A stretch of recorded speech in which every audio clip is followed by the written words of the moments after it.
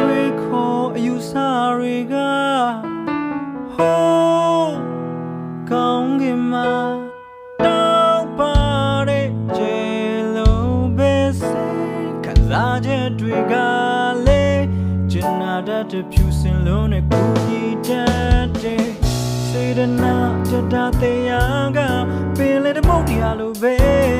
ကြွားမပြောဘူးကွယ်အရှိအနောက်တောင်မြောက်ပတ်ပတ်လည်မှာတဘာဝရဲ့